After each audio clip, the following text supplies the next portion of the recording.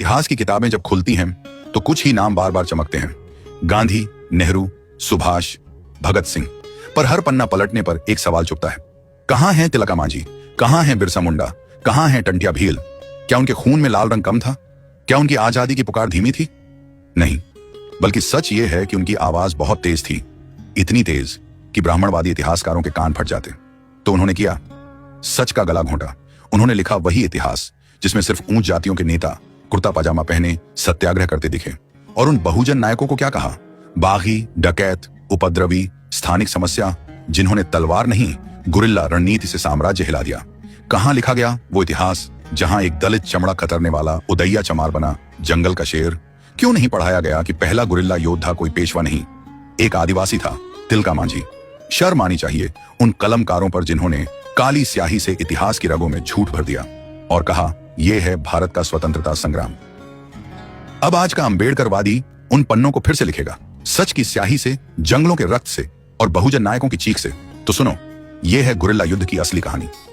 दोस्तों, अगर आप इस वीडियो को पूरी शिद्दत, पूरे मन और खुले दिल से देखना चाहते हैं तो आगे बढ़िए, क्योंकि यह वीडियो उस सच्चाई को उजागर करने जा रही है जिसे सुनकर एक संवेदनशील हृदय कांप उठेगा।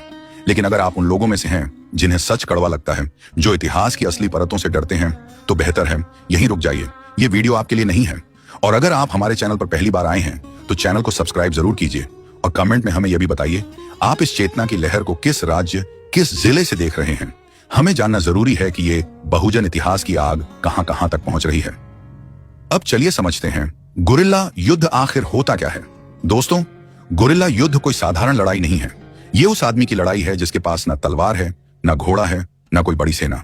उसके पास बस एक चीज होती है, आजादी की आग और जंगल की पनाह। जब कोई सीधा युद्ध नहीं लड़ सकता तो वो दुश्मन पर छिपकर वार करता है, जंगलों में छिपकर हमला करता है, रास्ते काट देता है, उनके हथियार लूट लेता है और दुश्मन को थका थका कर घुटनों पर ले आता है। इस तरह की लड़ाई को ही कहते हैं गुरिल्ला युद्ध। इसमें सैकड़ों लोग नहीं होते, बस कुछ मुट्ठी भर लोग होते हैं, लेकिन उनका हौसला इतना बड़ा होता है कि वो किसी भी बड़ी फौज को नचा सकते हैं। अब आप सोच रहे होंगे, भारत में यह गुरिल्ला युद्ध कब शुरू हुआ?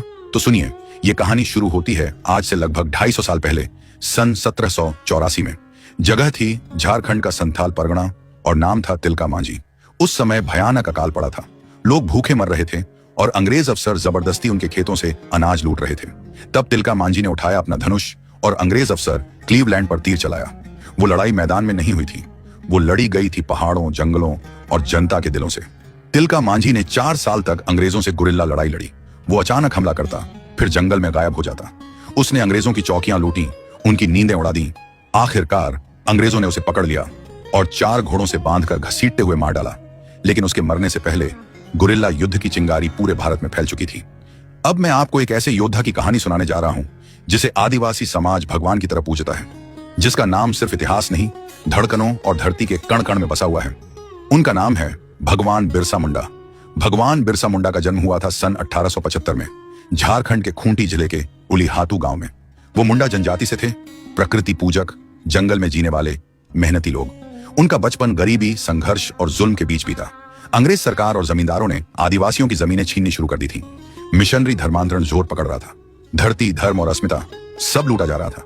लेकिन तभी जंगलों से उठी एक गूंज, अबुआ दिशुम अबुआ राज, यानी हमारा देश, हमारा राज। यह आवाज थी भगवान बिरसा मुंडा की। भगवान बिरसा मुंडा ने कहा, हम अपनी धरती किसी विदेशी को नहीं देंगे, ना अपने देवी देवता छोड़ेंगे, ना अपनी संस्कृति। उन्होंने हजारों आदिवासियों को संगठित किया। ना कोई हथियार, ना कोई तोप, बस जंगलों का ज्ञान और गुरिल्ला युद्ध की चतुराई। उनकी सेना ने अंग्रेजी दफ्तर जलाए, ईसाई मिशन स्कूलों को बंद कराया, जमींदारों के खिलाफ विद्रोह किया। और यह सब हुआ बिना किसी शस्त्र बल, बस जनता के विश्वास और भगवान बिरसा मुंडा की अगुवाई में। अंग्रेज डरे, हिल गए। उन्होंने बिरसा को पकड़ने के लिए इनाम रख दिया। आखिरकार सन 1900 में उन्हें धोखे से पकड़ लिया गया, जेल में उन्हें जहर दे दिया गया। सिर्फ 25 साल की उम्र में भगवान बिरसा मुंडा इस दुनिया से चले गए। लेकिन आज भी झारखंड, बिहार, बंगाल, छत्तीसगढ़ और उड़ीसा में हर घर, हर दिल, हर जंगल में उनका नाम लिया जाता है। लोग कहते हैं धरती आबा अमर रहे, भगवान बिरसा मुंडा की जय। अब सुनिए एक ऐसी कहानी जो अगर आपको आज तक नहीं सुनाई गई तो समझिए कि आपसे इतिहास छुपाया गया।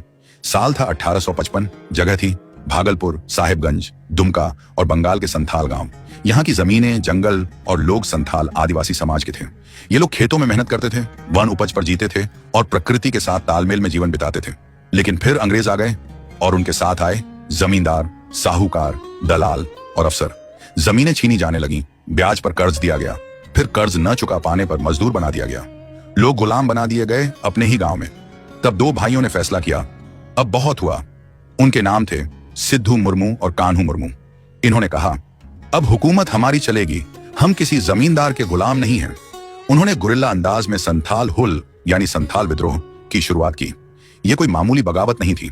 सिद्धू और कान्हू ने 60,000 से ज्यादा आदिवासियों को इकट्ठा किया। उनकी टोलियां जंगलों से निकलती, अंग्रेजों की चौकियां तोड़ती, जमींदारों की हवेलियां जलाती और फिर गायब हो जाती। यह विद्रोह था गुरिल्ला युद्ध प्लस जन आंदोलन का सबसे बड़ा उदाहरण। इतिहासकार भी मानते हैं कि सिद्धू कान्हू के नेतृत्व में ब्रिटिश ईस्ट इंडिया कंपनी को उसके सबसे बुरे दिनों का सामना करना पड़ा। अंग्रेजों ने उन्हें मारने के लिए इनाम रखा, जंगलों की घेराबंदी की गई, हजारों संथाल मारे गए, लेकिन सिद्धू और कान्हू आखिरी दम तक लड़ते रहे। आखिरकार उन्हें पकड़ लिया गया। सिद्धू और कान्हू को फांसी दे दी गई, लेकिन वो मरकर भी संथाल समाज की रग रग में बस गए। आज भी हर साल 30 जून को झारखंड और बंगाल में मनाया जाता है हुल दिवस, जो संथाल हुल की याद में होता है। लोग आज भी जयकारा लगाते हैं, सिद्धू कान्हू अमर रहें, हुल जोहार। दोस्तों, अब मैं जिन दो योद्धाओं की बात कर रहा हूं वो झारखंड के पलामू जिले से थे। उनका नाम था नीलांबर और पीतांबर। ये दोनों भाई चित्रपुर गांव के रहने वाले थे और चेरो जनजाति से थे। एक गौरवशाली आदिवासी समाज जिसकी अपनी जमीन, अपनी भाषा और अपनी आजादी की सोच थी। साल था 1857, जब उत्तर भारत से लेकर महाराष्ट्र तक अंग्रेजों के खिलाफ क्रांति की लहर दौड़ रही थी। मंगल पांडे ने बैरकपुर में बगावत की, झांसी की रानी ने लड़ाई छेड़ी और उसी समय झारखंड के जंगलों से नीलांबर और पीतांबर ने गुरिल्ला अंदाज में अंग्रेजी राज को चुनौती दी। उन्होंने पलामू के जंगलों को अपना किला बनाया। उनकी टोलियां रात में निकलती, अंग्रेजी काफिलों पर हमला करती, जमींदारों से छीनकर किसानों में अनाज बांटती और फिर छिप जाती। जंगल की हर छाया उन्हें जानती थी। उनका युद्ध कोई परंपरागत लड़ाई नहीं थी, यह था गुरिल्ला युद्ध, जिसमें अंग्रेज हर बार चौंक जाते थे। नीलांबर और पीतांबर ने अंग्रेजों की नाक में दम कर दिया। आखिरकार अंग्रेजों ने उन्हें पकड़ने के लिए पूरा पलामू छावनी में बदल दिया। एक दिन विश्वासघात हुआ, दोनों भाई गिरफ्तार कर लिए गए और बिना कोई सुनवाई किए उन्हें फांसी पर चढ़ा दिया गया। लेकिन मौत उनके नाम को मिटा नहीं सकी। आज भी पलामू की धरती उन्हें जंगल का शेर कहकर पुकारती है और हर साल 16 जनवरी को लोग उन्हें याद करते हैं। नीलांबर पीतांबर अमर रहें। अब मैं आपको जिस योद्धा की कहानी सुनाने जा रहा हूं वो सिर्फ मध्य प्रदेश के जंगलों का नहीं, बल्कि हर शोषित के दिल का बादशाह था। उसका नाम था टंट्या भील। उसे लोग कहते थे टंट्या मामा, क्योंकि वो लूटता था अमीरों से और बांटता था गरीबों में। टंट्या भील का जन्म हुआ था सन 1854 में मध्य प्रदेश के खंडवा जिले के पास पंधाना नाम के गांव में। वो भील जनजाति से था, एक बहादुर और स्वतंत्र जनजाति जिसे अंग्रेजी शासन बिल्कुल पसंद नहीं करता था। क्यों? क्योंकि भील लोग झुकना नहीं जानते थे। टंट्या ने अपनी आंखों से देखा था कैसे अंग्रेज अफसर और जमींदार भीलों की जमीन छीनते हैं, कर्ज में फंसाकर उन्हें बंधुआ मजदूर बना देते हैं। वो चुप नहीं बैठा, उसने जंगलों को ठिकाना बनाया, अपने जैसे नौजवानों को इकट्ठा किया और शुरू की गुरिल्ला अंदाज में लूट और विद्रोह। टंट्या की टोली रात को निकलती, ट्रेन में चढ़ती, अंग्रेज खजाना लूटती और सुबह सुबह गांव में अनाज और पैसा बांट देती। लोग उसकी राह देखते थे। किसान कहते टंट्या मामा फिर आया था। वो किसी को नहीं मारता था, उसका निशाना सिर्फ शोषण था। अंग्रेज उसे पकड़ने को पागल थे। उन्होंने उस पर भारी इनाम रखा, लेकिन टंट्या हर बार बचकर निकल जाता। उसका ज्ञान, उसकी चालाकी और जंगलों से उसका रिश्ता उसे गुरिल्ला युद्ध का उस्ताद बना चुका था। अंत में एक गद्दार साथी की वजह से टंट्या पकड़ा गया। अंग्रेजों ने उसे 18 अक्टूबर 1879 को फांसी दे दी, लेकिन फांसी देने से पहले उससे आखिरी इच्छा पूछी गई। उसने कहा, मुझे वहां ले चलो जहां से मैं आखिरी बार अपने लोगों की धरती देख सकूं। आज भी मध्य प्रदेश के आदिवासी इलाकों में टंट्या भील को भगवान की तरह पूजा जाता है। खरगोन, खंडवा और निमाड़ क्षेत्र के बच्चे उसे टंट्या मामा कहकर कहानी सुनते हैं। लोग कहते हैं टंट्या मामा जिंदा है, हर गरीब की रोटी में, हर विद्रोह की आग में। दोस्तों, इतिहास में जब झांसी की रानी की बहादुरी का जिक्र होता है तो क्या कभी किसी किताब में आपने उस स्त्री का नाम पढ़ा जिसने अपनी जान देकर रानी को बचाया, जिसने रानी का वेश पहनकर ब्रिटिश अफसरों को चकमा दे दिया?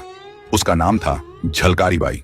झलकारी बाई का जन्म हुआ था सन 1830 के आसपास उत्तर प्रदेश के झांसी के पास एक छोटे से गांव में।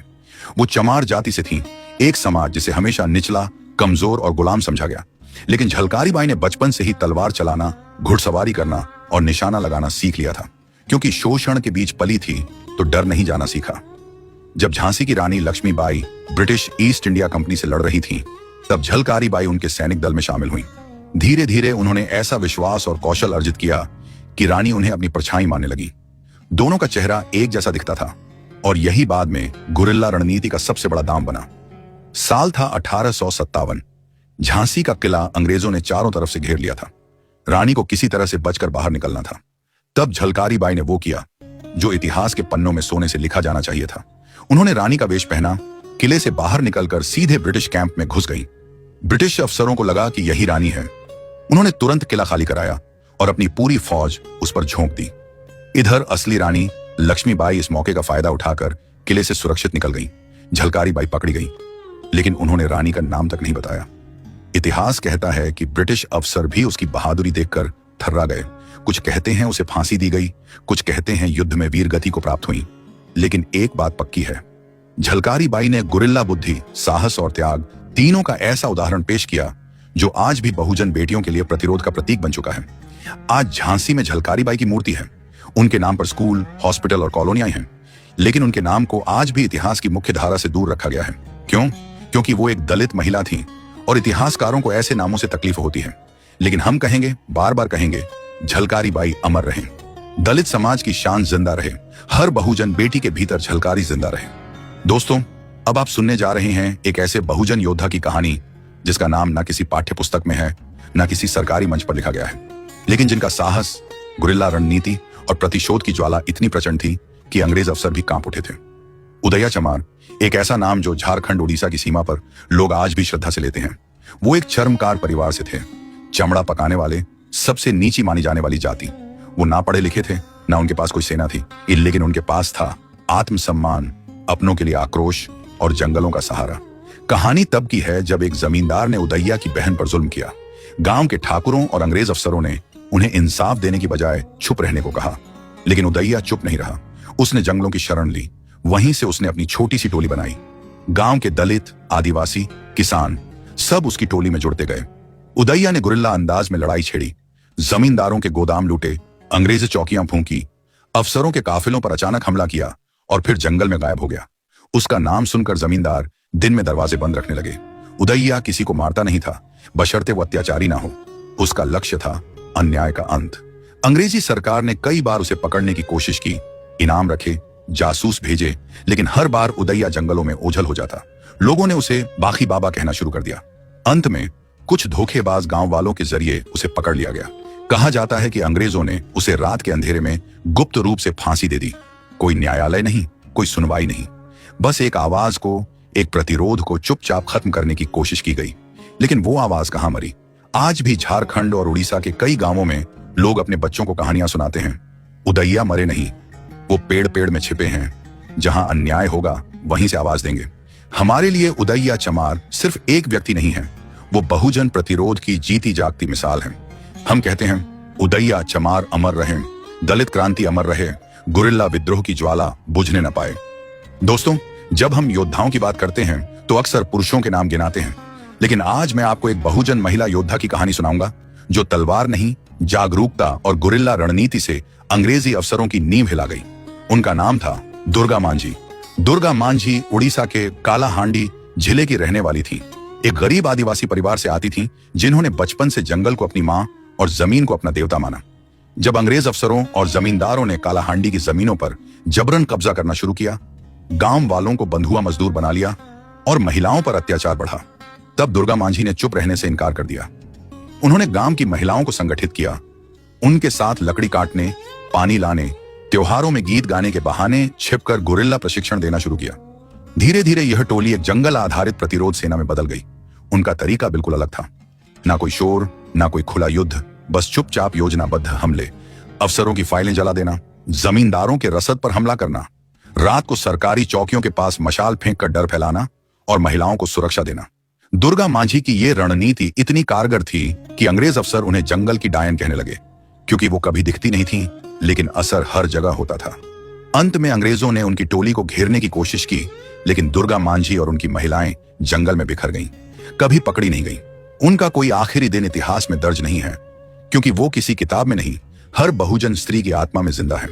आज कालाहांडी की महिलाओं में अगर आत्मविश्वास की चिंगारी है तो वो दुर्गा मांझी की विरासत है। लोग कहते हैं, दुर्गा मांझी अमर रहें, हर बहुजन